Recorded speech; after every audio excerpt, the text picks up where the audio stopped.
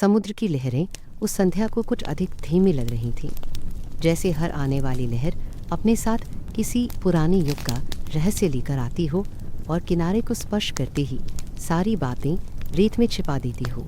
दूर क्षितिज पर सूर्य एक लाल बिंदु बनता जा रहा था और उसकी किरणें समुद्र की सतह पर सुनहरी धारियां खींच रही थीं।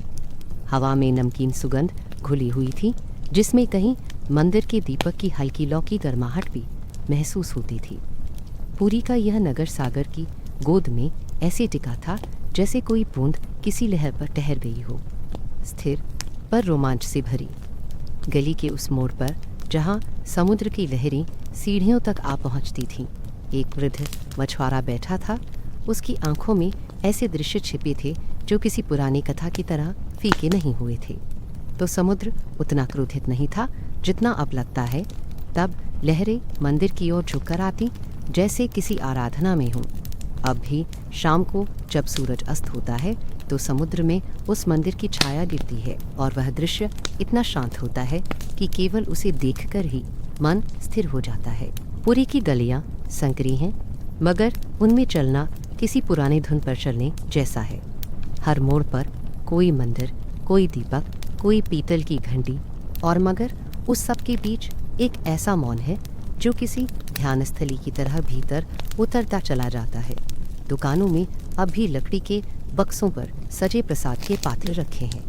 नारियल, केले, हलवा और तिलक की गंध से भरे धूप के डिब्बे। वहाँ से गुजरते हुए कोई भी व्यक्ति अपने आप रुक जाता है, अनजाने में सिर झुका लेता है।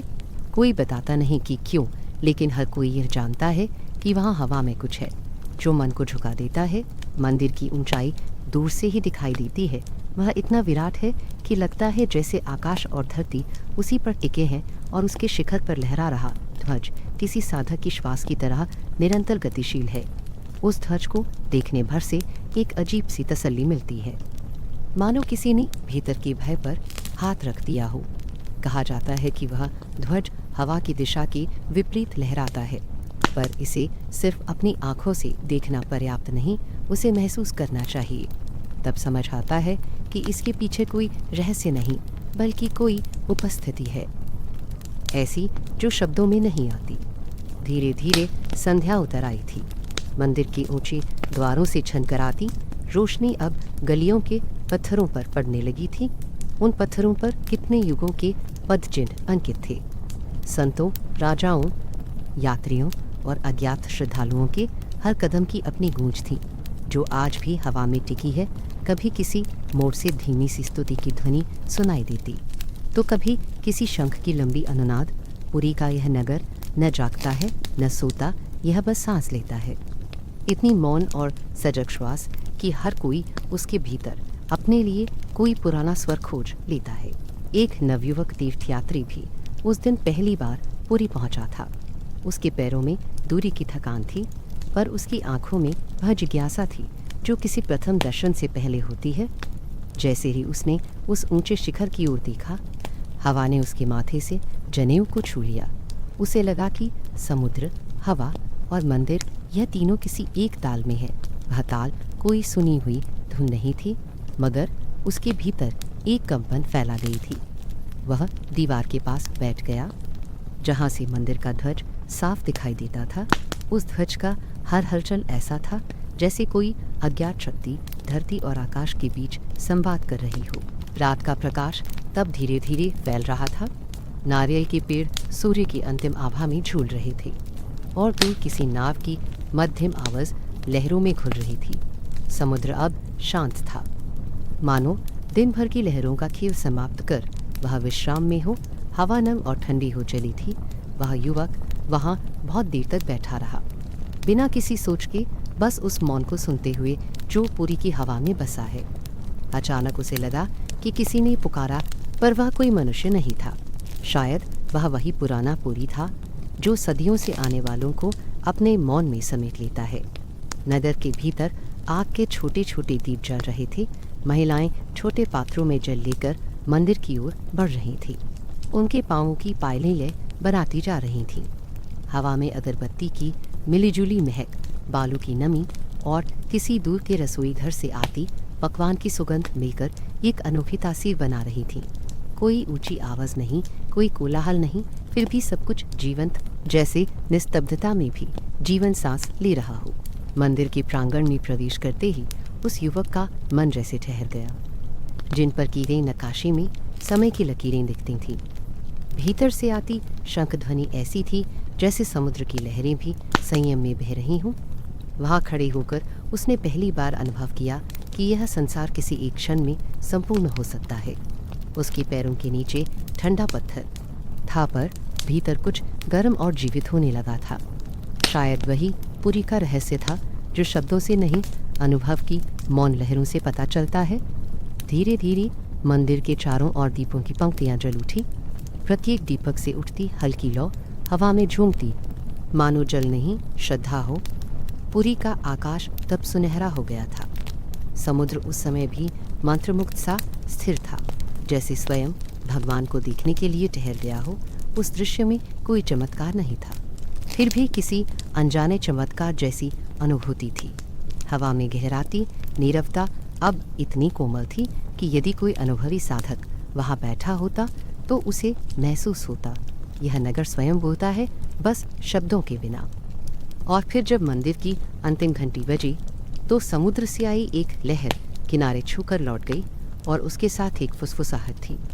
वह कोई भाषा नहीं थी, पर जो सुने उसके भीतर उतर जाए। शायद वह पुरी की अपनी वाणी थी जो सागरों से गहराई, वायु से मधुरता और आस्थाओं से स्थिरता लेकर बोलती है। नगर अब अंधेरे में शांति से सो गया, पर उसका मौन जीवित रहा, उतना ही प्राचीन, उतना ही रहस्यमय जितना कि वह ध्वज, जो अगले प्रभात तक आकाश से संवाद करता रहेगा। दोपहर की धूप मंदिर के सुनहरे शिखर पर टिकी उस विशाल ध्वज को छूकर लौट रही थी। हवा समुद्र की ओर से आ रही थी, नम और भारी। फिर भी वह ध्वज उल्टी दिशा में लहरा रहा था। नीचे आंगन में खड़े लोग उस दृश्य को निहार रहे थे। कुछ के होठे पर धीमी प्रार्थना थी, कुछ की आंखों में विस्मय। सैकड़ों वर्षों से यह दृश्य पुरी के आकाश का हिस्सा रहा है, और फिर भी किसी ने आज तक इसका रहस्य नहीं समझा। लहरों की आवाज़, शंखों की गूंज और मंदिर की दीवारों की मौन उपस्थिति, सब कुछ जैसे उस ध्वज के लहराने के साथ एक लय में बंधा हुआ था। सीढ़ियों के नीचे खड़ा वह युवक आज पहली बार इस दृश्य को देख रहा था। सुबह से मंदिर के प्रांगण में घूमते हुए उसने कई रहस्यमय बातें सुनी थी, पर ध्वज से जुड़ा यह रहस्य सबसे अटपटा लगा था। उसने देखा, हवा समुद्र की दिशा से आ रही थी, झंडे की ओर पीठ करके, और फिर भी वह ध्वज उसी हवा की ओर झुक रहा था। उसके माथे पर पसीने की बूंदें चमक रही थीं, पर आंखें उस ओढ़ते कपड़े से हट नहीं रही थीं। मंदिर के भीतर से धीमी मृदंग की लय उठ रही थी। सैकड़ों चरणों की थिरकन के साथ उसका स्वर मिलकर मंदिर की भूमि को गूंज बना रहा था। ऊपर आसमान में नीला विस्तार था, एक स्थिर आकाश जिसमें वह ध्वज जैसे किसी अनजाने संकेत की तरह हिल रहा था। हर संध्या के पहले जब यह ध्वज बदला जाता है, नगर ठहर सा जाता है। मंदिर की दीवारों पर चढ़ना कोई आसान कार्य नहीं, वह ऊंचाई केवल निपुण और श्रद्धालु हाथों के लिए होती है। कहा जाता है कि कोई साधक वर्षों की भक्ति के बाद ही उस ध्वज को बदलने का अधिकारी बनता है। उसके पांवों के नीचे कोई सीढ़ी नहीं होती, कोई यंत्र नहीं, बस विश्वास। वह हवा में डोलते ध्वज तक पहुंचता है और पुराने कपड़े को उतारकर नया बांध देता है। यह सब इतना सहज होता है कि देखने वाला व्यक्ति क्षण भर के लिए अपनी सांस रोक ले। वृद्ध पुजारियों का कहना है कि जिस दिन वह कार्य पूरा होता है, तभी आकाश में प्रकाश का एक भेदहीन कंपन फैलता है, जैसे धरा और गगन एक हो रही हों। ध्वज हमेशा नवनिर्मित रेशम का होता है। उसके रंग सूर्योदय जैसे होते हैं, लाल, पीला और हल्का नीला। जब पुजारी इसे मंदिर के भीतर लाते हैं तो उनके कदम बहुत धीमे होते हैं। वे कुछ नहीं बोलते, केवल मौन में चलते हैं। पर जैसे उसका चरित्र बदल जाता है, पूरी पूरी में एक ऐसी नमी फैल जाती है जो किसी बरसाती सुबह जैसी होती है। मंदिर के पवित्र गुंबद पर चढ़कर जब वह नया ध्वज लगाया जाता है, नीचे खड़े भक्त अपने सिर झुका लेते हैं। कोई घंटी नहीं बजती, कोई मंत्र नहीं गूंजता, केवल मौन का एक स्वर होता है जो सबके भीतर धीरे धीरे उतरता जाता है। वह युवक अब सीढ़ियों पर बैठ गया था। उसकी आंखें ऊपर टिक गई थीं, जहां ध्वज अपनी जगह झूल रहा था। समय का कोई प्रवाह उसे छू नहीं रहा था। उसने नोट किया, ठीक जब हवा की तीव्रता बढ़ती या कि पेड़ और झंडियाँ उसी दिशा में झुकती, पर यह एक ध्वज जैसे संसार की भिन्न धारा में जी रहा था। उसके भीतर जिज्ञासा थी, पर धीरे धीरे उसमें श्रद्धा उतरने लगी। उसे लगा जैसे यह ध्वज केवल वस्त्र नहीं, किसी मौन प्राण की तरह जीवित है, जो हवा के अपने विधान को नहीं, ईश्वर के संकेत को मानता है। शायद यही पुरी का रहस्य है, जहाँ भौतिक के पार भी कुछ मनोमय है, जो स्पर्श नहीं, अनुभव है। आकाश की ओर देखना अब उसके लिए ध्यान जैसा हो गया था। मंदिर के पीछे से सूरज ढलने लगा था। लाल चमक ध्वज के किनारों को सुनहरा बना रही थी। किसी पल ध्वज स्थिर हो जाता, फिर अचानक हल्के कंपन के साथ झूलने लगता। नीचे भक्तों का समूह धीरे धीरे बिखर रहा था। पुरुष, स्त्रियां और छोटे बालक सभी उस दृश्य को बार बार मुड़कर देख रहे थे, जैसे किसी जीव की विदाई हो। हवा अब ठंडी हो चली थी, पर उसमें एक गर्माहट थी जो भीतर से आ रही थी। एक वृद्ध महिला ने पास बैठकर धीमे स्वर में कहा, जब ध्वज हिलता है तो लगता है जैसे भगवान स्वयं श्वास ले रहे हों। उस वाक्य ने युवक के भीतर कुछ खोल दिया। उसने पहली बार पूरी निष्ठा से सिर झुकाया। धीरे धीरे रात उतरने लगी। दीपों की लौ हवा में डुल रही थी और ऊपर ध्वज अपनी धुन में समा गया था। मंदिर का शिखर चांदनी में चमकने लगा था और उसकी छाया समुद्र की लहरों तक पहुंच गई थी। उस छाया में वह झंडा अब एक चेतन आकृति लग रहा था, कोई प्राचीन प्रहर जो सदियों से उसी धुन पर लहरा रहा है। उसके नीचे जो लहरें उभरती, वे शांत होकर लौट जाती, मानो उस लहराने में किसी ईश्वरीय आज्ञा का आभास हो। और शायद सच भी यही था कि वहाँ हवा नहीं, ईश्वर की सांसें बहती थीं, जो पूरी को जीवित रखती थीं। शांत, स्थिर और रहस्यमय वह ऊपर देखकर चुपचाप खड़ा था। जगन्नाथ मंदिर के शिखर पर चमकता वह धातु का चक्र जैसे आकाश से बात कर रहा था। तेज धूप उसकी सतह पर पड़कर चकाचौंध फैलाती थी, लेकिन उस चमक में कहीं कोई कठोरता नहीं थी। वह कोमल, आध्यात्मिक और गहरी थी। मंदिर की पत्थर की दीवारों पर पड़े इस प्रकाश के बिंब कभी स्थिर नहीं रहते थे। हवा के साथ उनका आकार बदलता, कोनों में सरकता, फिर गायब हो जाता। उस युवक ने पांव के नीचे की सीढ़ी पर हाथ रखा और एक पल को सोचा, क्या यह चक्र सचमुच घूमता है या यह भ्रम है कि वह हर व्यक्ति की ओर झुका है। मंदिर के चारों ओर खड़े लोगों के चेहरे एक ही दिशा में टिके थे, जैसे उस एक धातु वृत्त में संपूर्ण जग का रहस्य छिपा हो। दोपहर की धूप अब शिखर पर आग की तरह फैल गई थी। मंदिर के नीचे से उस चक्र को देखना कठिन था, फिर भी हर कोई वहां खड़ा होकर आंखें मिचमिचाते हुए उसकी ओर देखता था। कोई कहता, जहां से देखो वह नजर लौटा देता है, जैसे जीवित निगाहें हों। पूरी नगर में यह चर्चा सदियों पुरानी थी, पर फिर भी हर नया आगंतुक इस रहस्य को अपने अनुभव से परखता था। युवक भी इन्हीं में से एक था। उसने तय किया कि वह मंदिर की चारों दिशाओं से इस चक्र को देखेगा। वह पहली दिशा में खड़ा हुआ चक्र सीधे उसकी ओर झुका लगा। वह दूसरी दिशा की ओर गया, वही दृश्य, और जब वह पीछे जाकर देखता है तब भी सुदर्शन चक्र उसी भांति चमक रहा था, मानो उसकी दृष्टि का अनुसरण कर रहा हो। सागर से आती ठंडी हवा के झोंके कभी कभी मंदिर की दीवारों से टकराकर लौटते थे और उसकी लड़ियां चक्र तक पहुंचकर किसी अनसुनी धुन में खो जाती थीं। उस क्षण युवक को लगा जैसे ऊपर कोई मौन शक्ति निवास कर रही है, नीचे खड़े भिक्षुकों के झुंड, उनके बीच बजती छोटी घंटियां और मंदिर के भीतर से आती ढोल की मन आवाज इस दृश्य को और भी रहस्यमय बना रही थी। प्रत्येक धड़कन के साथ उसे लगता वह चक्र स्थिर होकर भी चल रहा है। शायद वह गति मनुष्य की आंख से नहीं, हृदय से अनुभव की जा सकती है। धीरे धीरे उसके मन में एक चित्र बनने लगा। सुदर्शन चक्र वह केवल धातु से बना कोई चक्र नहीं है, बल्कि प्रतीक है। उस शक्ति का जो हर दिशा में एक समान रूप से प्रकट होती है। उसे यह विचार तब आया जब एक पुजारी उसकी बगल से गुजरा। पुजारी ने सिर झुकाते हुए कहा, जैसे सूर्य अपनी किरण सब पर समान रूप से डालता है, वैसे ही यह चक्र भी समान दृष्टि रखता है। वह वाक्य उस युवक के मन में उतर गया। उसे लगा यह चक्र केवल धातु का नहीं, बल्कि किसी अदृश्य दृष्टि का दर्पण है जो सब में एक समान प्रतिबिंब देखता है। शाम का रंग तब धीरे धीरे पसरा। मंदिर की पत्थर की दीवारों पर लाल आभा उतर आई और चक्र की सतह अब सुनहरी प्रतीत होने लगी थी। जब सूरज छुपता गया तो लगा जैसे यह चक्र उसके डूबते प्रकाश को पकड़कर आकाश तक लौटा रहा है। मंदिर के नीचे खड़े एक वृद्ध ने कहा कि वर्षों पहले जब यह लगाया गया था, तब स्वर्ग से प्रकाश की किरण उतरी और ठीक स्थान पर स्थिर हो गई थी। कहते हैं उसी प्रकाश का प्रतीक है यह चक्र, पर यह केवल कथा थी, यह सच्चाई कोई नहीं जानता। फिर भी हर व्यक्ति जिसे देखता भीतर कुछ बदल जाता। भय कम होता, मौन बढ़ता और हृदय में कोई छोटी सी लहर जन्म लेती। रात गहराने लगी, दीप जल उठे। पुरी का आकाश गाढ़े नील रंग में ढल गया था।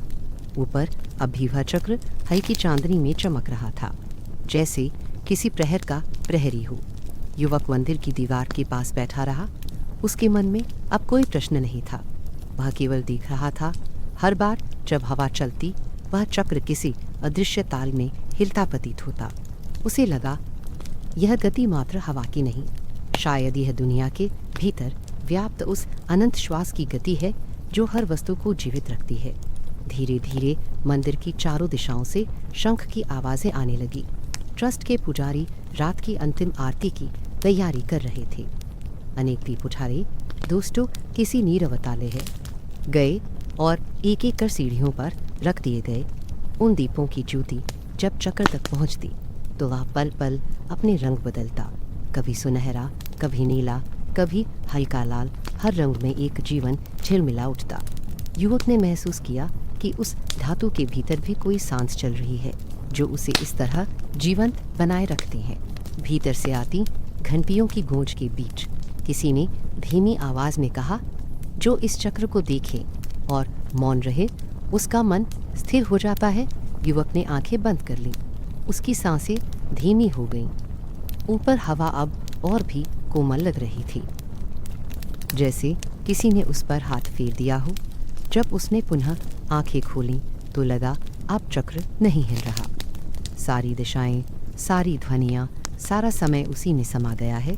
वह न इधर की ओर था न उधर की, बल्कि हर जगह एक समान। धीरे धीरे अंधकार गाढ़ा होता गया। पूरी की गलियां शांत हो गईं। केवल मंदिर की ऊंचाई में टंगा वह सुदर्शन चक्र दूर से धुंधली रेखा की तरह दिख रहा था। फिर भी उसकी चमक पूरी रात बनी रही। उसका मन अपने भीतर कोई चक्र घूमता हुआ अनुभव करता है। नित्य, अपरिवर्तित, शांत। युवक ने उस दृश्य को देखते हुए महसूस किया कि शायद यही उस रहस्य का सच्चा अर्थ है। भगवान हर दिशा में, हर दृष्टि में, हर व्यक्ति के भीतर एक समान दृष्टि लेकर उपस्थित है। और यह सुदर्शन चक्र केवल उस अनंत दृष्टि का प्रतीक है जो कभी घूमना नहीं छोड़ती। सुबह की पहली किरण जब मंदिर की ऊंची दीवारों को छूती है, तब प्रांगण के मध्य खड़ा वह गरुड़ स्तंभ सुनहरी आभा से नहा जाता है। हवा में घुली समुद्र की नमी उस पर मोती जैसी चमक छोड़ देती है।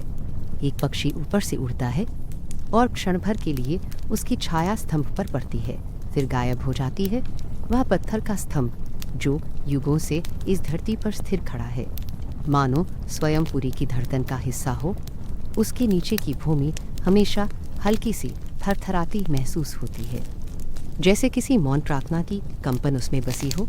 मंदिर के पुजारी कहते हैं यह केवल एक प्रतीक नहीं, एक प्रहरी है जो दिन रात इस पवित्र स्थान की सीमा का ध्यान रखता है।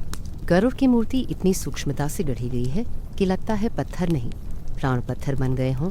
उसके पंख सूर्य के स्पर्श से चमकते और फिर धीरे धीरे छाया में ढल जाते। हर सुबह जब पहली आरती होती है तो उसके पाँव के पास जलाई गई दीप शिखाएं हवा के हल्के झोंकों से थरथराती हुई प्रतीत होती हैं और तब छाया जमीन पर धीरे धीरे उतरती है। कोई भी व्यक्ति जो उस छाया के भीतर खड़ा होता है वह एक क्षण के लिए स्थिर हो जाता है, जैसे उस पर कोई दबा हुआ आशीर्वाद गिर गया हो। पुजारी हर दिन कहते हैं कि इस स्तंभ की छाया कभी मंदिर की सीमा के बाहर नहीं जाती। कोई इसे गणना से परखने की कोशिश करता हो, कोई श्रद्धा से मान लेता। वर्षों से यही रहस्य बना हुआ है। जब सूर्य पूर्व में उगता है तब उसकी किरणें गरुड़ की चोंच पर पड़ती हैं और उसकी छाया पश्चिम की दिशा में फैलती है। परंतु आश्चर्य यह कि वह छाया मंदिर की दीवारों से कभी बाहर नहीं जाती। दोपहर में जब सूर्य ठीक ऊपर होता है तब वह छाया छोटे बिंदु की समान सिमटकर स्तंभ के नीचे आ जाती है और जब शाम ढलने लगती है वह धीरे धीरे लंबी होकर मंदिर की सीढ़ियों तक आ जाती है, पर एक पल के लिए भी सीमा नहीं लांघती। वह युवक जो पिछले कुछ दिनों से पुरी में रह रहा था, आज पहली बार उस स्तंभ के पास गया। उसने देखा अन्य भक्तों की तरह कई लोग वहाँ चुप खड़े हैं। किसी ने बिना कुछ कहे दीप जलाया और चला गया। कोई अपने बच्चे को गोद में उठाकर स्तंभ के चारों ओर 3 बार घूमा। उसकी आंखें उस स्तंभ के ऊपर लगी गरुड़ की मूर्ति पर टिक गईं। उसे लगा जैसे वह गरुड़ जीवित है, बस अपने पंख फैलाने से पहले क्षण भर का ठहराव ले रहा हो। वह सोचता रहा, आखिर इस स्तंभ की छाया सीमा पार क्यों नहीं करती? क्या यह केवल संयोग है या वास्तव में कोई ऐसी अनदेखी शक्ति है जो उसे रोकती है? दोपहर होते होते जब सूर्य की तपिश बढ़ी तब उसकी छाया धीरे धीरे सिमट गई। हवा में अब मंदिर के पीपल के पत्तों की सरसराहट थी। युवक ने महसूस किया कि छाया का हर क्षण बदलना जैसे किसी अनदेखे समय का संदेश है। पुरी में दिन अपने शंख की लय पर चलता है, जैसे हर वस्तु, हर छाया, हर धूप का कण अपनी मर्यादा जानता हो। उस स्तंभ ने मानो सारी सीमाओं का रूप धारण कर लिया था। उसकी छाया केवल वहां तक जाती थी जहां पूजा समाप्त होती थी, जहां भक्ति का स्वर शांति में बदलने लगता था। शाम होते होते वह गरुड़ स्तंभ सुनहरी आभा में घिर गया। सूर्य अब पश्चिम की ओर झुक चला था और उसकी किरणें मंदिर की हर शिला को छूती हुई दीवारों पर फैल रही थीं। स्तंभ की छाया लंबी होकर धीरे धीरे की ओर बढ़ी। उसकी चाल इतनी मनसूखी थी कि देखने वाला अपनी सांस रोक ले। आसपास के दीपकों की लौ झिलमिलाने लगी। कुछ वृद्ध महिलाएं उस छाया को देखकर अपने हाथ जोड़कर प्रणाम करने लगी। युवक ने देखा, फिर थम गई, जैसे किसी अदृश्य रेखा पर आकर रुक गई हो।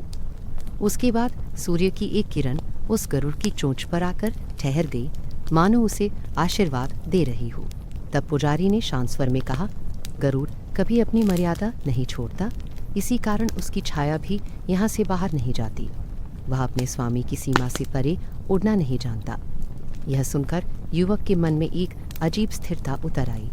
उसने आकाश की ओर देखा, उस विशालता की ओर जहाँ सूर्य धीरे धीरे विलीन हो रहा था और फिर गरुड़ की आकृति मात्र एक काली रेखा बन गई थी, पर उस रेखा में भी कोई जीवंतता थी जो सांगोपांग बनी रही।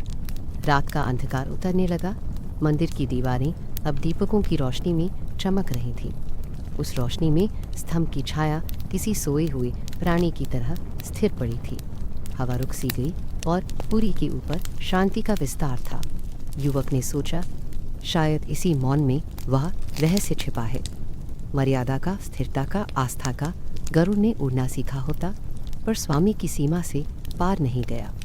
उसकी यह छाया इसी सत्य की रक्षा करती है, जहाँ न सीमाएं लांघी जाती हैं, न निष्ठा बदलती है।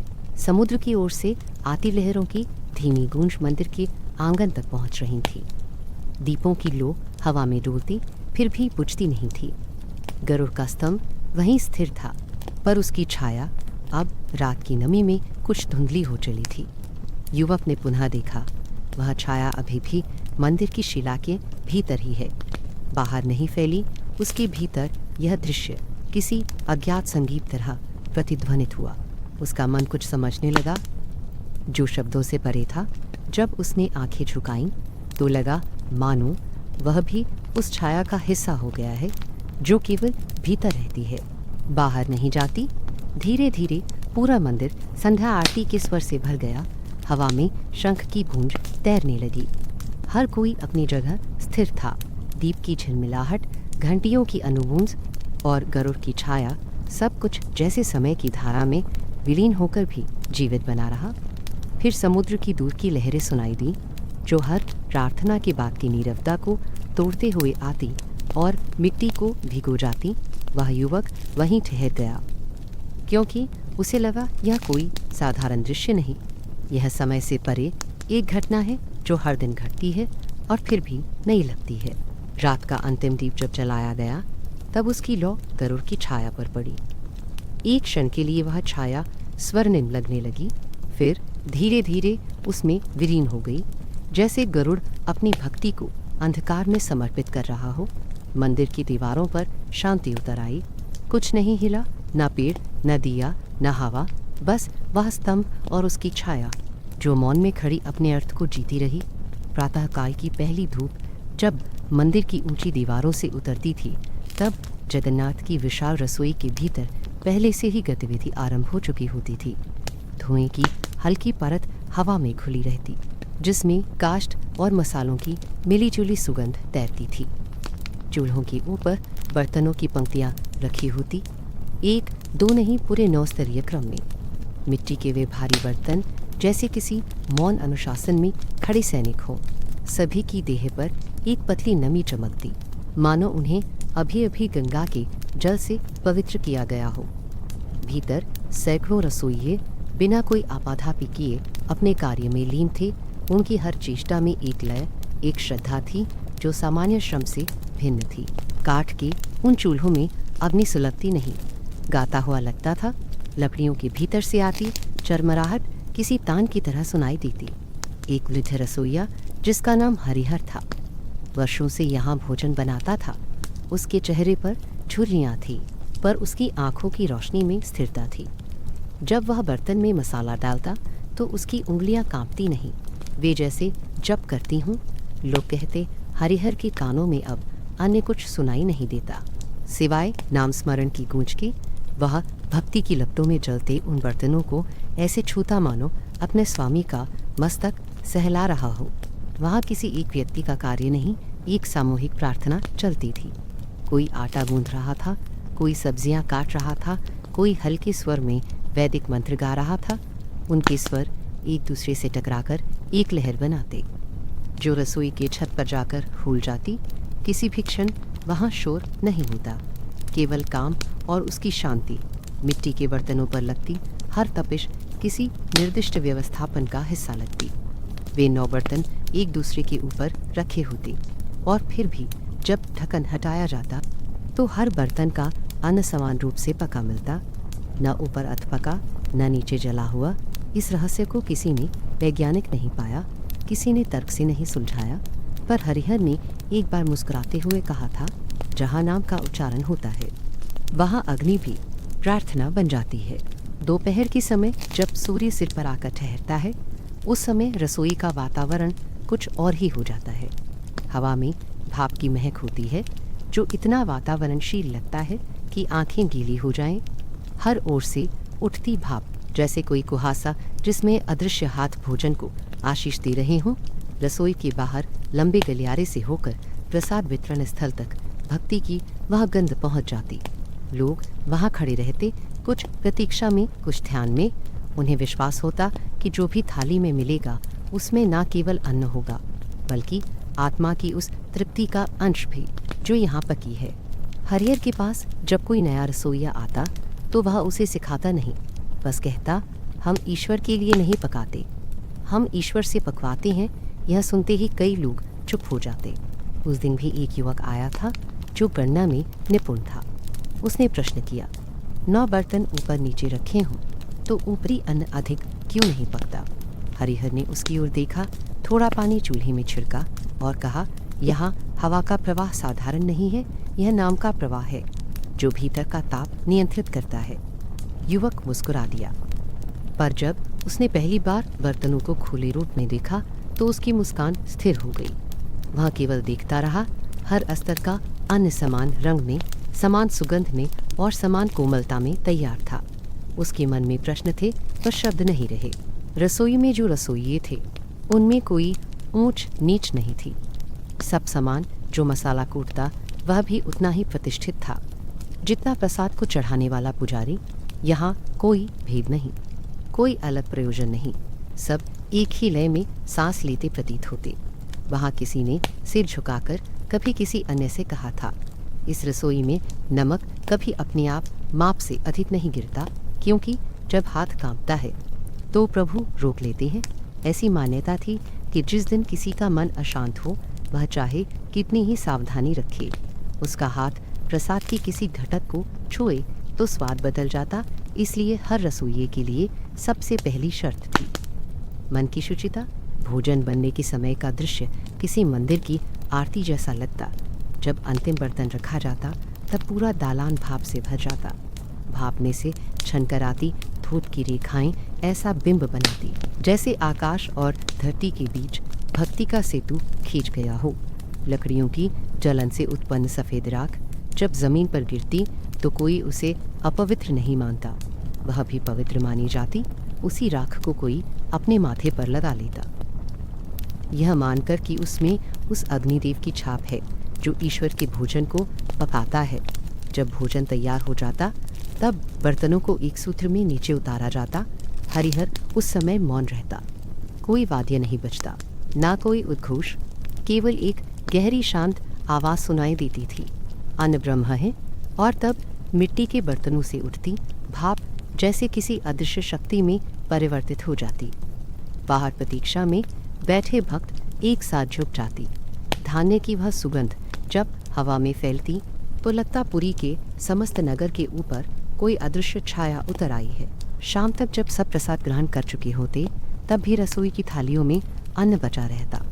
किसी ने कभी यह नहीं देखा कि यहाँ भोजन कम पड़ा हो। चाहे कितने भी आगंतुक आ जाए उनकी थालियाँ भर जाती। हरिहर का कहना था, यहाँ गणना नहीं, विश्वास चलता है। तो बता दे विश्वास की सीमा कहाँ रखते। और सच में अगले दिन फिर वही क्रम चलता बिना किसी परिवर्तन के। रात के समय जब सारे बर्तन धोकर एक कोने में रख दिए जाते तब भी भीतर से आती अग्नि की हल्की गंध बनी रहती। यह गंध किसी साधना की तरह थी जो मिट्टी में उतरती चली जाती। मंदिर की दीवारें भी उस गंध को सोख लेती थीं। कई यात्रियों का कहना था कि रात में जब वे जगन्नाथ परिसर में चलते हैं तो हवा में अब भी एक हल्की गर्माहट महसूस करते हैं, उसी अग्नि की जो दिन में रसोई को जीवित रखती है। कई बार लोग यह सोचते हुए वहाँ खड़े रह जाते कि इतने वर्षों से प्रतिदिन इतना अन्न बनता है पर न मिट्टी के बर्तन अधिक टूटते हैं, न पकवान का स्वाद बदलता है। यह केवल चमत्कार नहीं, श्रद्धा की निरंतरता है। उसी निरंतरता में वह रसोई चलती रही जैसे समय से परे किसी धारा का प्रवाह। हरिहर ने आखिरी बार जब अपने हाथ से मिट्टी का चूल्हा सहलाया तो उसने धीमे स्वर में कहा, यह अग्नि हमें नहीं पकाती, यह हमें भीतर से गढ़ती है। और फिर वह चुपचाप उठ गया। उसके पीछे अब भी वही 9 बर्तन रखे हुए थे। हल्की भाप उनके ऊपर से उठ रही थी और हवा में वही मोहक सुगंध फैली थी जो हर दिन पूरी को, उसके हर जीव को समान रूप से तृप्त करती रही। सूर्य ढलान पर था। उसकी आभा मंदिर की ऊंची दीवारों पर लिपटी हुई थी। प्रांगण में धीरे धीरे भक्तों की भीड़ उतरने लगी थी। सीढ़ियों के किनारे बड़े पत्तों से बनी थालियां रखी जा चुकी थीं और मंदिर के द्वार से अभी अभी गरम गरम महाप्रसाद के बर्तन नीचे उतारे गए थे। हवा में हल्की धुएं और घी की सुगंध थी जो समुद्र की नमी के साथ मिलकर एक मृदु तृप्त करने वाली गंध बना रही थी। पूरी का यह समय हर दिन का होता, फिर भी हर संध्या किसी नए अनुभव जैसी लगती थी, जैसे मंदिर, समुद्र और मानव के बीच उस क्षण कोई अज्ञात ताल जुड़ जाता था। महंत ने एक संकेत किया और सब पंक्तियां बनाकर बैठ गए। कोई ऊंचा नहीं, कोई नीचा नहीं। राजकुमार और भिखारी एक ही भूमि पर, एक ही थाली के सामने। किनारों से आती नम हवा सबके वस्त्रों को धीरे धीरे हिलाती थी। रसोई के पुजारी एक एक कर थालियों में महाप्रसाद रख रहे थे। यह कोई विलासिता नहीं थी, चावल, दाल, सब्जी और एक मिठाई, पर उसमें जो सुगंध थी वह किसी भी भोज से भिन्न थी। जैसे उस भोजन में केवल स्वाद नहीं, वर्षों से संचित श्रद्धा का रस घुला हो। वृंदावन नाम का एक वृद्ध भिक्षु पंक्ति के सबसे किनारे बैठा था। उसके बाल सफ़ेद और चेहरे पर झुर्रियाँ थीं, पर आंखों में एक शांत मुस्कान तैर रही थी। उसके पास ही एक व्यापारी अपने परिवार के साथ बैठा था, जो पहली बार पूरी आया था। व्यापारी ने उस वृद्ध की ओर देखा और धीरे से सिर झुका दिया। कोई परिचय नहीं था, फिर भी इस भूमि पर सब एक दूसरे को पहचानते प्रतीत होते थे। और तब जब पुजारी ने उनके सामने थाली रखी तो दोनों ने बिना बोले दोनों हथेलियां जोड़ी। पहला कौर जैसे ही मुख में गया, वही स्वाद जिसने सदियों से भक्तों को चुप कर दिया। यह केवल अन्न नहीं था, यह किसी अनदेखे स्नेह की झिलमिल थी। घी की हल्की परत, अदरक की महक और मिट्टी की पात्र की गर्माहट सब मिलकर एक ऐसा अनुभव देती थी जिसमें भाषा की कोई भूमिका नहीं रहती। मंदिर के स्तंभों से टकरा कर आती घंटियों की गूंज और सीढ़ियों से बहती सागर की हवा मानो उसी प्रसाद का विस्तार हो। किसी बालक ने अपनी माँ से कहा, माँ, इसका स्वाद ऐसा क्यों है? माँ ने कुछ नहीं कहा, बस उसके सिर पर हाथ फेर दिया। शायद इस प्रश्न का उत्तर शब्दों में नहीं था। वह केवल वही व्यक्ति जान सकता है जो पहली बार उस भोजन के साथ मौन में डूब गया हो। वहाँ ना कोई जल्दी थी, ना कोई गणना। हर व्यक्ति अपने स्थान पर बैठा था, पर जैसे सब किसी एक ही केंद्र की परिक्रमा कर रहे हों। चम्मचों की खनक नहीं, बोलियों की गूंज नहीं, बस हवा के साथ उठती और मिटती प्रार्थनाएं। वृद्ध वृंदावन ने धीरे से मिट्टी के कटोरे में बचा अन्न उंगलियों से उठाया और समुद्र की दिशा में फेंक दिया। यह लहरों के लिए उसने बुदबुदाया। उसके बगल में बैठा व्यापारी उसे देखने लगा। उसके मन में उत्सुकता थी कि क्यों। वृद्ध ने बिना उसकी ओर देखे कहा, लहरें भी पूरी के प्रसाद से वंचित नहीं। व्यापारी ने उस वाक्य को हृदय में रख लिया। उसे लगा जैसे इस भूमि में देवता केवल मंदिरों में नहीं, हवा और जल में भी मंदिर बनाकर बैठे हैं। धीरे धीरे सब थालियाँ खाली हो गई। कुछ लोग अपने हाथ धोने उठे, कुछ वहीं बैठे जीवन की वह शांति पीने लगी जो शायद केवल यहाँ मिलती है। पूरी के ऊपर हल्की गुलाबी रोशनी फैल रही थी। मंदिर की ऊंचाइयों से दिए जलने लगे। महाप्रसाद का वितरण समाप्त हो चुका था, पर हवा अब भी उसी घी और तुलसी की गंध से भरी थी। पुजारी थालियां समेट रहे थे और समुद्र का स्वर गहरा होता जा रहा था। कोई नागरिका धीरे से बोली, देखो, यहाँ सब बराबर है।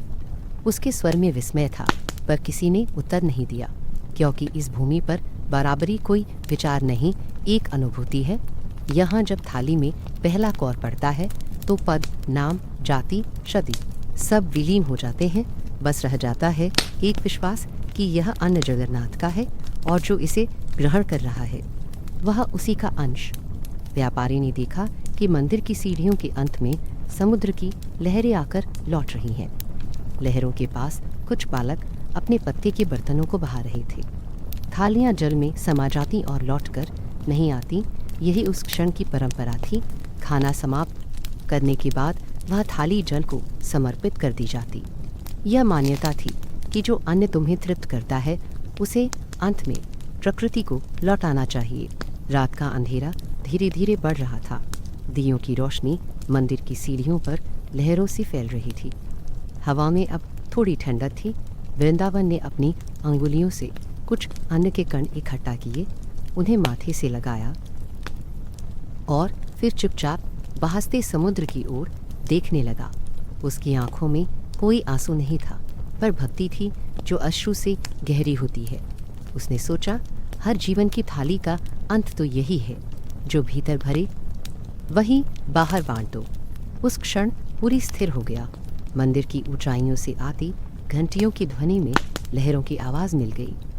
न किसी के पास शब्द थे, न इच्छा, केवल संतोष था जो हवा में बहता हुआ सबको बिना छुए भी छू रहा था।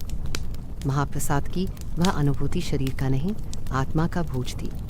किसी ने कहा था, यह भोजन नहीं, जागृति है, और शायद सही भी था, क्योंकि जो इस अन्न को खाता है वह कुछ देर के लिए भोजन नहीं, ईश्वर का स्पर्श पाता है। धीरे धीरे सब लोग उठकर चले गए। मंदिर की चौखट पर दिया अब भी जल रहा था, जिसकी लौ पर पतंगे लौट लौट कर जल रहे थे। हवा में भक्ति, तृप्ति और मिट्टी की वह गंध रह गई थी जो हर दिन पुरी को नया बनाती है, जो किसी भी साधारण आंख को नहीं दिखते, पर हवा उन्हें धीरे से समुद्र की ओर बहा ले गई। वहाँ लहरें उन्हें भी अपने साथ मिला लेती, जगन्नाथ के आशीर्वाद की तरह, जो कभी समाप्त नहीं होता। सूर्योदय के साथ ही पुरी की गलियों में एक अलग कंपन महसूस होने लगा था, जैसे धरती किसी अगाध उत्साह में धीरे धीरे जाग रही हो। आसमान हल्के केसरिया रंग में डूबा था और समुद्र की लहरें भी अपनी लय बदल चुकी थी। हवा में धूल, शंख और नगारे की मंद ध्वनियाँ तैर रही थीं, पर उनमें कोई कोलाहल नहीं था। वे किसी प्राचीन लय के साथ बह रही थीं। मंदिर की ऊंचे शिखर से उतरती धूप अब रथों के विशाल पहियों पर पड़ रही थी, जिनकी लकड़ी शताब्दियों पुरानी थी और हर बार नए रंगों से सजी हुई दिखती थी। पुरी के इस दिन का कोई प्रारंभ नहीं होता, वह किसी शाश्वत प्रवाह की तरह आता है। मंदिर के द्वार खुले और भीतर से भगवान जगन्नाथ, बलभद्र और सुभद्रा की दर्शन का क्षण आया। धूप, फूलों और चंदन की सुगंध में पूरा वातावरण थम गया। हर आंख उन मूर्तियों पर टिकी थी जो कुछ ही क्षणों में रथों पर विराजमान होने वाली थी। धरती सुगंधित हुई जाती थी और लहरों की गूंज किसी दूर की आरती की प्रतिक्रिया जैसी सुनाई दे रही थी। पुजारी ऊंचे मंच पर खड़े होकर मंत्रोच्चारण कर रहे थे और प्रत्येक शब्द हवा में किसी आशीष की तरह फैलता जा रहा था। रथों की ऊंचाई देख कोई विश्वास नहीं कर पाता कि मनुष्य हाथों ने इसे बनाया होगा। लकड़ी के वे ठोस पहिए, लाल और पीले वस्त्रों में लिपटे खंभे और उनके ऊपर लटकते स्वर्ण कलश सब मिलकर ऐसा दृश्य बना रहे थे मानो आकाश ने अपने त्रिदेवों को स्वयं धारण कर लिया हो। तीनों रथ, नंदी घोष, तालध्वज और दर्पदलन अपने अपने मार्ग पर प्रतीक्षा कर रहे थे। सूरज की किरणें उनके ऊपर ऐसे पड़ रही थी कि जहाँ जहाँ सोना जड़ा था वहाँ चमक डोलती थी, जैसे कोई जीवंत आलोक उनमें बह रहा हो। पर उसमें भी एक अद्भुत अनुशासन था। कोई धक्का नहीं, कोई चीख नहीं, बस एक मौन लहर जो हवा के साथ बह रही थी। जब पुजारी ने शंख फूंका तो एक क्षण के लिए सबने अपनी श्वास रोक ली। रथों पर विराजमान देवताओं के दर्शन के साथ जो जय घोष उठा वह गूंजते हुए भी शांत लगा। वह हर्ष नहीं, समर्पण था। रस्सियाँ बड़ी और भारी थीं, इतनी कि दर्जनों पुरुषों को उन्हें खींचने में बल लगाना पड़ता। फिर भी खिंचाई के उस क्षण में किसी ने किसी पर अधिकार नहीं दिखाया।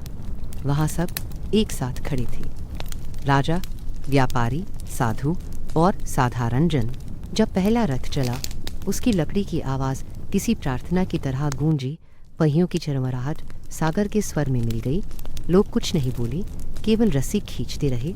उनके कदमों की थाप, उनके सांसों की गति और हवा में उड़ते पुष्पों की सुगंध सब मिलकर एक ऐसी लय बना रहे थे जो समय को रोक देती थी। सड़क किनारे खड़े बच्चे, सड़क किनारे खड़े बच्चे, स्त्रियां, वृद्ध, सबके चेहरे किसी दिव्य प्रकाश से भर गए थे। पुष्पों की वर्षा में रथों के ऊपर से उजाला झर रहा था और हर फूल जैसे किसी अपूर्ण इच्छा का मौन आशीर्वाद था। रथ जिस मार्ग से गुजरता वहाँ की धूल पवित्र हो जाती। भीड़ पीछे झुककर उस धूल को उठा रोम रोम पर लगाती। लोग कहते हैं उस धूल में भगवान के पहियों का स्पर्श होता है। युवक ने यह देखकर मन ही मन एक प्रश्न किया, क्या यह केवल मान्यता है या कोई अनुभव? उसने जब अपने माथे से वह धूल लगाई तो उसे सच में भीतर कुछ हल्का लगा, जैसे कोई बोझ उतर गया हो। शायद श्रद्धा वही है जो अपने भरोसे को अनुभव में बदल देती है। बलभद्र का रथ सबसे पहले चला, उसके पीछे सुभद्रा का और फिर जगन्नाथ का। तीनों रथों की गति सधी हुई थी, धीमी, स्थिर और गूढ़। उनके आगे पीछे लोग गाते नाचते, पर शोर किसी भी क्षण सीमा पार नहीं करता। उसकी किरणें रथों के स्वर्ण कलशों पर फैल रही थीं। हवा में उड़ती पीत वस्त्रों की ध्वजियाँ झलमिलाने लगीं। हर क्षण में एक नई चमक थी, हर क्षण अबूझ थी और फिर भी सब कुछ इतना नियमित, इतना जान पहचान सा था कि देखने वाले विस्मय में भी शांत रहे। दोपहर के बाद जब लहरें तेज होने लगी, यात्रियों की भीड़ के पीछे समुद्र की गूंज सुनाई देने लगी। वह गूंज अब स्थिर स्वर में बदल रही थी। रथों की छाया लंबी होती जा रही थी और उसमें नाचते लोग अब थकने लगे थे, पर कोई रुकता नहीं, क्योंकि यह यात्रा केवल देवताओं की नहीं थी। यह भक्तों के सामूहिक हृदय की गति थी। हर खींची रस्सी उस हृदय की धड़कन थी जो भगवान को अपनी ओर खींचना चाहता है और फिर उसी के संग चल पड़ता है। जब अंतिम रथ नियत स्थान पर पहुंचा, तब सूर्य पश्चिम की ओर झुक चुका था। भीड़ धीरे धीरे थमने लगी, पर वातावरण अब भी भरा हुआ था। धूल की अब भी ध्वनि कर रही थी, पर उनमें अब किसी प्रयत्न की गूंज नहीं थी। वह स्वतः लहर की तरह चल रही थी। रथों की चारों ओर फूलों का अंबार लग गया था। पांवों के नीचे बिखरे वे फूल कोई मसल नहीं रहा था। लोगों के चेहरे श्रम से नहीं, संतोष से भीगे थे। धीरे धीरे जब आरती का समय आया, पुजारी नंदीघोष के सामने खड़े हुए। उन्होंने दीप उठाया और उस प्रकाश की लौ हवा के साथ रथ के पहियों के चारों ओर घूम गई। हवा जैसे उस दीप की धूप में भीग गई हो। किसी ने कुछ नहीं बोला। हर व्यक्ति भीतर झांक रहा था। यह यात्रा बाहर नहीं, भीतर के रथों की थी, जो हर हृदय को खींचकर एक ही केंद्र पर लाती है। रथों के ठहरने के बाद पुरी पर एक गहरी शांति उतर आई। भीड़ बिखरने लगी थी। यह वह क्षण था जब सारा उत्साह मौन में घुल जाता है। ऊपर आकाश अब भी सुनहरा था और सूर्य की अंतिम किरणें रथों के ऊपर झिलमिला रही थीं। अब पुरी फिर शांत हो जाएगी, किंतु यह शांति साधारण नहीं थी। यह उस संगीत की समाप्ति थी जो अपने पीछे एक गूंज छोड़ जाता है, जो लहरों की तरह जल पर फैलती है, थमती नहीं। जब रात उतर आई, तब दूर से केवल रथों की परछाई बची थी। समुद्र की आवाज़ अब स्पष्ट थी। लहरों के साथ हवा मंदिर की घंटियों को छू रही थी, जो धीमे स्वर में बज रही थी। उस क्षण पूरी जैसे गहरी नींद में नहीं, गहरे ध्यान में चली गई थी। रथों के पहिए थम चुके थे, रस्सियाँ छोड़ी जा चुकी थीं, पर उनमें की गई खिंचाई की स्मृति अब भी अस्तित्व में थी। जैसे श्रद्धा का तन कभी वही पुराना ना है जो वह यात्रा से पहले था। रात का आकाश चांदी की धूल से सजा हुआ लग रहा था। समुद्र के ऊपर झुके बादल स्थिर थे, मानो वे भी सुन रहे हों कि नीचे लहरें क्या कह रही हैं। पुरी का समुद्र दिन में जितना उत्साही दिखता था, रात में उतना ही गंभीर हो जाता था। उसकी लहरें अब शोर नहीं करती, वे धीरे धीरे किनारे को छूती, लौटती और फिर उसी लय में किसी अनकहे मंत्र की पुनरावृत्ति करती। मंदिर की ऊंचाई से आती घंटियों की धीमी गूंज समुद्र के स्वर से मिलती तो हवा में एक अद्भुत संगति बन जाती, जैसे किसी अदृश्य आरती की ध्वनि जो सुनाई भी देती है और नहीं भी। रात का वह समय था जब लोग अपने अपने घरों और धर्मशालाओं में विश्राम के लिए जा चुके थे। गलियों की दीवारों पर दीपक की कमजोर लौ कांप रही थी और मंदिर का शिखर अंधकार में डूबकर भी आभा बिखेर रहा था। केवल समुद्र, हवा और दूर की घंटियां जीवित थीं। तट पर एक यात्री अकेला बैठा था। वह न बहुत युवा था न वृद्ध। उसका चेहरा थका थका, पर उसकी आंखों में किसी गहरे प्रश्न की शांति थी। उसने चप्पलें उतार दी थीं और पैर से आती जाती लहरों की नमी को महसूस कर रहा था। उस नमी में कोई ठंडक नहीं थी, बल्कि एक कोमल स्पर्श था जो जैसे कहता था, अब सोचो मत, बस सुनो। वह कुछ देर वैसे ही बैठा रहा। सामने फैला सागर किसी चलती हुई प्रार्थना जैसा लग रहा था। लहरें आती, रेत को छूती और फिर लौट जाती। हर बार उनका स्पर्श थोड़ा अलग होता, जैसे हर लहर एक नया विचार कहने आई हो। मंदिर की ओर से आती घंटी अब धीमी हो चली थी। उसने सुना, जब भी भगवान विश्राम करते हैं तो समुद्र का स्वर धीमा पड़ जाता है, जैसे स्वयं प्रकृति भी उनके संग विश्राम में डूब जाती हो। सचमुच ऐसा लग रहा था कि समुद्र अब सांसों की तरह चल रहा है। कोई हड़बड़ी नहीं, कोई ऊंचाई नहीं, बस स्थिर लहरों की गूंज। उस यात्री की दृष्टि धीरे धीरे दूर क्षितिज पर टिक गई। वहाँ जहाँ आकाश और जल का भेद मिट जाता है। एक मध्यम धुंध चमक रही थी। चांद का आकार अधूरा था, पर उसी अधूरेपन में एक पूर्णता थी। लहरें उसके प्रतिबिंब को तोड़ती फिर जोड़ देती। उसे लगा यह सागर, यह हवा, यह घंटियाँ सब मिलकर किसी अदृश्य संतुलन को साध रहे हैं। कुछ नष्ट हो रहा है, कुछ पुनः बन रहा है, और इन दोनों के बीच यह मौन बह रहा है। एक वृद्ध मछुआरा धीरे धीरे उसकी ओर आया। उसके कदमों की रेत में आवाज़ नहीं हुई। उसने चुपचाप यात्री के पास बैठकर क्षितिज की ओर देखा और कहा, आज लहरें विश्राम की मुद्रा में है। यात्री ने मुस्कुराकर सिर हिलाया। वृद्ध ने आगे कहा, जब मंदिर में भगवान लेटते हैं तब समुद्र भी सो जाता है। उस समय नावें नहीं चली जाती, क्योंकि यह अपूर्ण क्षण नहीं, पूर्ण मौन होता है जो इसे सुन ले। वह अपने भीतर लौट जाता है और फिर वह उतने ही चुपचाप उठकर चला गया। केवल उसके पैरों के निशान थोड़ी देर रेत पर दिखे और फिर अगली लहर ने उन्हें मिटा दिया। इसके बाद वह यात्री बहुत देर तक बैठा रहा।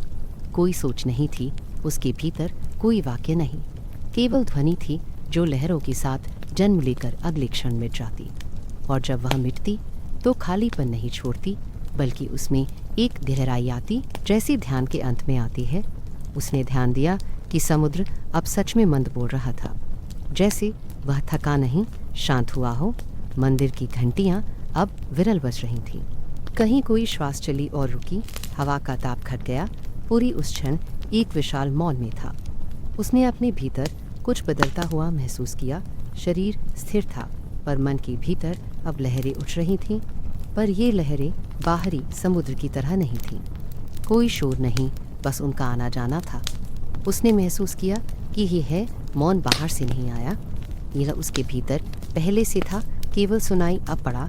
शायद यही पूरी का रहस्य है, जहाँ बाहरी ध्वनि भीतर की है और दोनों एक हो जाती हैं।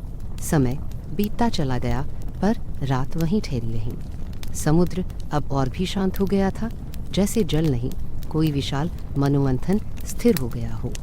लहरें अब रेत को बहुत हल्के से छू रही थीं, जैसे किसी मित्र के कंधे पर हाथ रखकर कह रही हूँ, अब समेरा दूर नहीं। यात्री ने धीरे से आंखें बंद कर लीं। मंदिर की घंटियों का स्वर अभी भी कहीं था, पर वह बाहर नहीं, भीतर सुनाई दे रहा था।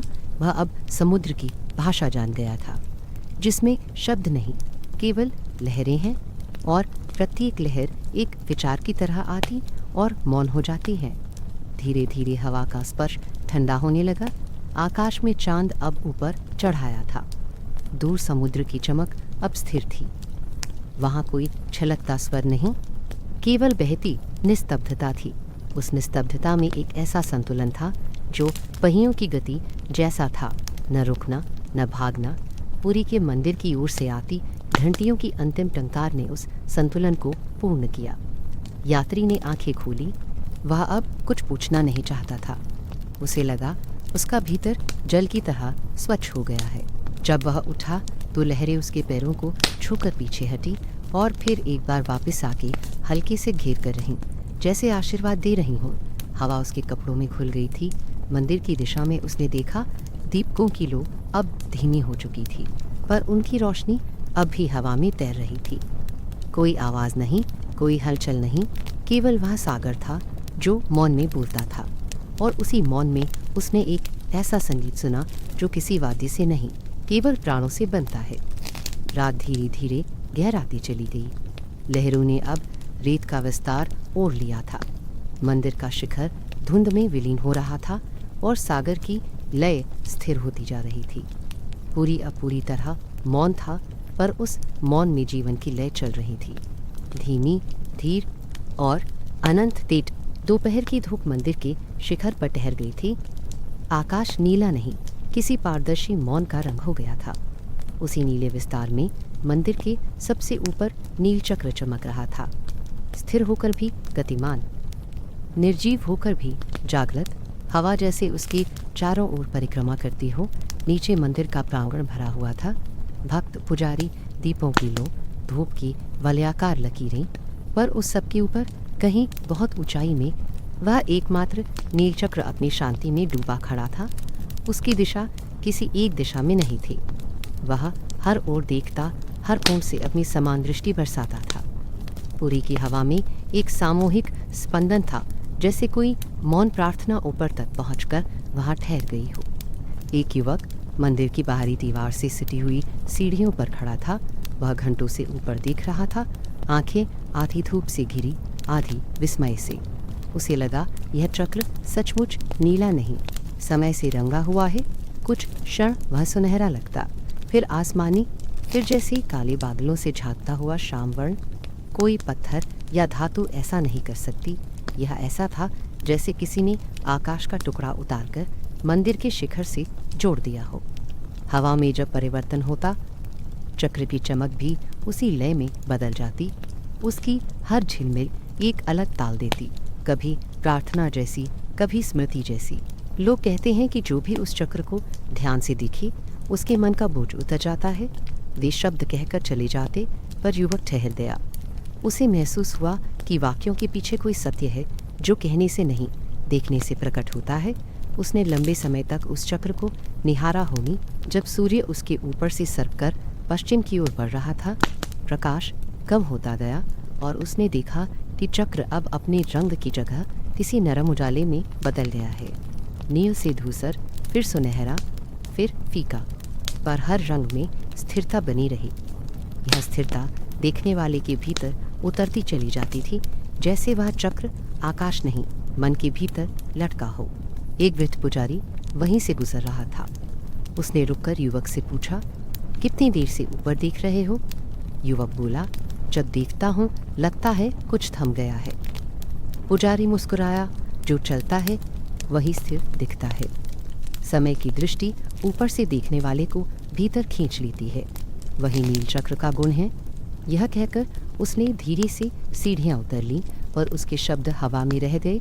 युवक ने पाया कि उसका मन अब किसी निश्चित विचार से खाली हो गया है। भीतर केवल एक फैलती शांति है। आकाश का रंग बदल रहा था। दूर समुद्र से आने वाली हवा मंदिर की घंटियों को धीरे धीरे हिला रही थी। उनका स्वर बहुत मंद था, जैसे कोई अनजाना संवाद उस नीलचक्र को सुनाया जा रहा हो।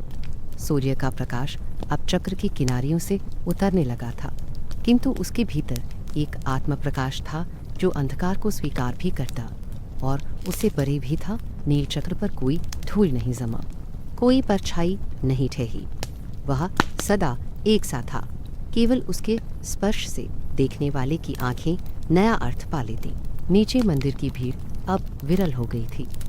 पुरी की सड़कों पर शाम की नीरवता उतर चुकी थी, किंतु नीलचक्र अब भी चमक रहा था। उसकी चमक में कोई तीव्रता नहीं थी। वह नींद जैसी कोमल थी, जो मन को धीरे से ढक लेती है, बिना झकझोरे, बिना दावा किए। यात्री जो थोड़ा पहले तक समय की थकान से झुका हुआ था, अब किसी धीमी तृप्ति से भर जाने लगा। उसने महसूस किया कि यह चक्र केवल ऊपर नहीं, उसकी छाती के भीतर उतर गया है, एक वृत्त की तरह, जो न आरंभ जानता है न अंत। धीरे धीरे हवा का स्वर धीमा होता गया। सभी दीप पहले की भांति जल उठे, पर आकाश अब और गहरा हो चला था। नीलचक्र का आभास अब और उज्जवल था। वह किसी धातु की चमक नहीं थी, बल्कि जैसे भीतर की स्थिरता का फैलाव हो। युवक अब चुपचाप सीढ़ियों से उतर रहा था, पर उसकी चाल में हल्कापन था, मानो बोझ सच में पीछे रह गया हो। मंदिर के बाहर उसने पलटकर एक बार और ऊपर देखा। वहाँ सब वैसा ही था, पर अब देखने की दृष्टि बदल चुकी थी। पूरी का वातावरण उसी क्षण थम सा गया। लहरों की गूंज, दीपों की लो और घंटियों की कंपन सब किसी अदृश्य लय में एक होकर शांत हो गए। वह ऊपर का चक्र अब केवल आकाश में नहीं, हर श्वास में गूंज रहा था, मानो समय ने सचमुच अपनी चाल थाम ली हो और पूरी का हर जीव उस ठहराव में डूब गया हो। जैसे जैसे रात उतरती गई, नीलचक्र की चमक और गहरी होती चली गई। वह अब किसी रंग का नहीं, किसी आकार का नहीं, सिर्फ एक मौन उजाला था। उसकी दृष्टि हर दिशा में समान थी, कोई पीछे नहीं, कोई आगे नहीं। चंद्रमा की फीकी परछाई भी उस पर बिखर गई थी, और जब हवा धीमी हुई तो वह चक्र अपने स्थिर रूप में और भी जीवंत लगने लगा। नीचे भक्त थककर सो चुके थे, पर उनके सपनों में वही वृत्त घूम रहा था, धीरे धीरे अचल होकर। मंदिर का आकाश किसी पहरेदार की तरह जागता रहा।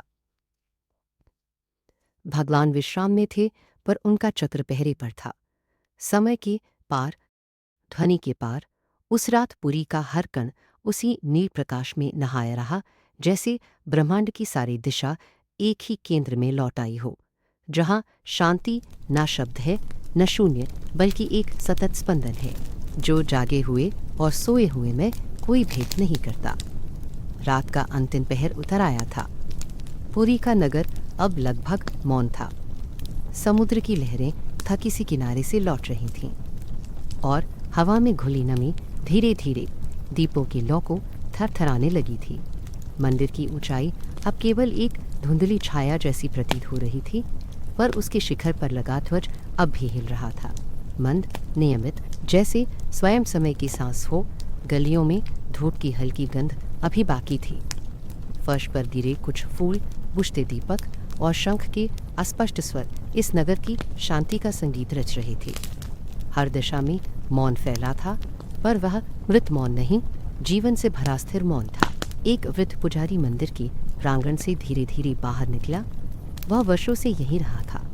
उसकी पाँवों की ध्वनि इतनी हल्की थी कि वेद भी उसे सुनकर ठहर जाती। उसने पश्चिम दिशा की ओर देखा, जहाँ सागर विशेष शांत था। हर दिन यह नगर नए रहस्य दिखाता है, पर कोई रहस्य पूरा नहीं बताता। उसके शब्द हवा में खो गए, जैसे पुरी का कोई पुराना रहस्य उन्हें अपने पास रख लेता हो। रात की नमी अब स्पष्ट महसूस हो रही थी। मंदिर की दीवारें ठंडी हो गई थीं। ऊपर से उतरते अधूरे चांद की किरणें उन पर फैल रही थीं, और पत्थर का रंग अब दूधिया चमक में डूब गया था। धीमे धीमे एक लहर प्रांगण तक चली आई। हवा में नहीं, वातावरण में। वह अदृश्य थी, पर सब कुछ हिला गई। पेड़ों की पत्तियां कांपी। जलते दीपकों में लौ ने एक पल के लिए झुककर जैसे प्रणाम किया, और फिर सब स्थिर हो गया। पुरी में यह दृश्य हर रात होता है, पर कोई इसे पूरी तरह नहीं समझता। हर पहर कुछ ऐसा घटता है जो केवल अंधकार ही देख पाता है और केवल हवा ही सुन पाती है। जगन्नाथ का आशीर्वाद केवल मंदिर के गर्भगृह में नहीं, इस पूरे नगर में बहता है। समुद्र उसकी सांसें हैं, हवा उसका स्पर्श, दीपों की रोशनी उसका मौन संकेत। एक यात्री जो आज ही यहाँ पहुँचा था, देर रात समुद्र के किनारे बैठा था।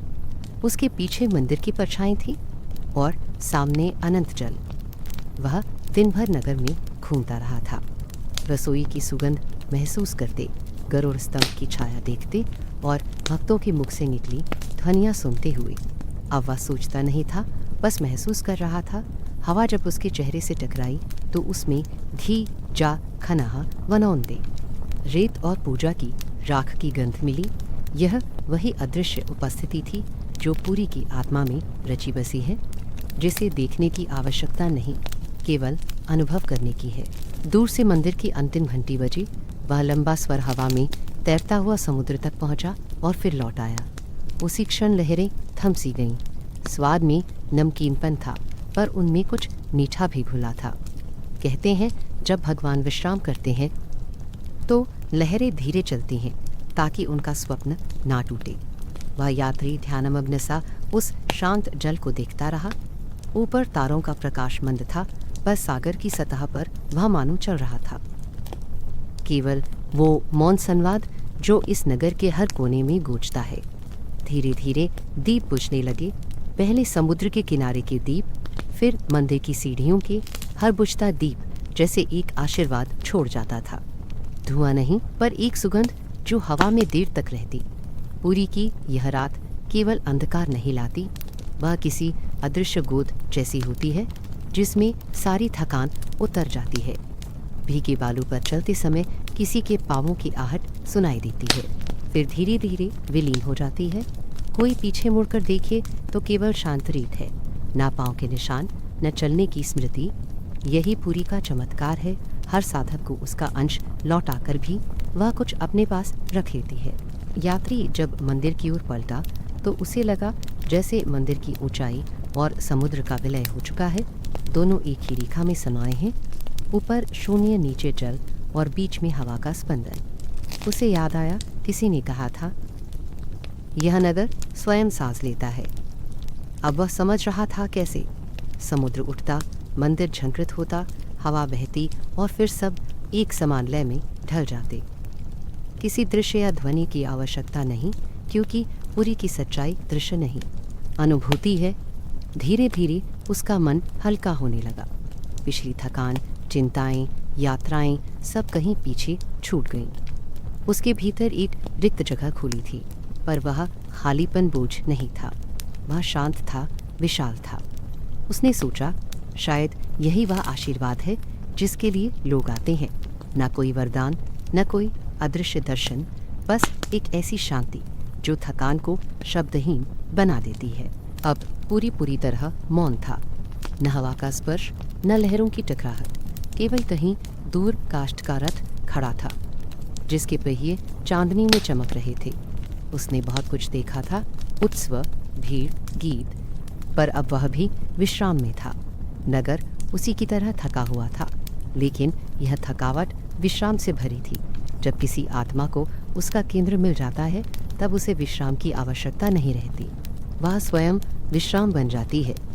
धीरे धीरे अंधकार और गहराया, कुछ दीपों की लौ आखिरी बार कौंपी और फिर बुझ गई, पर इस अंधेरे में कोई भय नहीं था।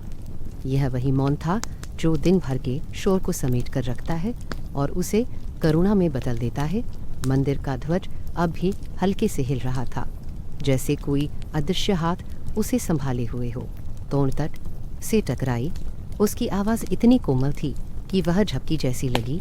पूरी उस क्षण जीवित भी था और विश्राम में भी। रहस्य का कोई अंत नहीं था। हर श्वास एक नया प्रारंभ थी, हर मौन एक नई कथा। यात्री ने अपने सीने पर हाथ रखा। उसकी धड़कन धीमी थी, न स्थिर न थकी। हवा ने उसके माथे को छुआ और फिर पीछे हट गई। मंदिर की दिशा से कोई ध्वनि नहीं आई, केवल एक एहसास फैला कि कोई अदृश्य दृष्टि सब पर बरस रही है। धीरे से उसने अपनी आंखें मूंद ली। सागर की गंध, घंटे की मौन गूंज और हवा का ठंडा स्पर्श सब एक साथ घुलकर उसके भीतर उतर गए। वह बैठा रहा जब तक अंधकार उसकी सांसों में नहीं घुल गया। पूरी फिर एक बार वैसी ही हो गई जैसी सिरे से थी, समय से परे, रहस्य से भरी और शांति से विस्तृत। केवल एक अनंत ठहराव था जो आत्मा को अपने भीतर समेट लेता था, और उसी में गहरे कहीं नींद, विश्राम और आश्वस्ति का आरंभ होता था।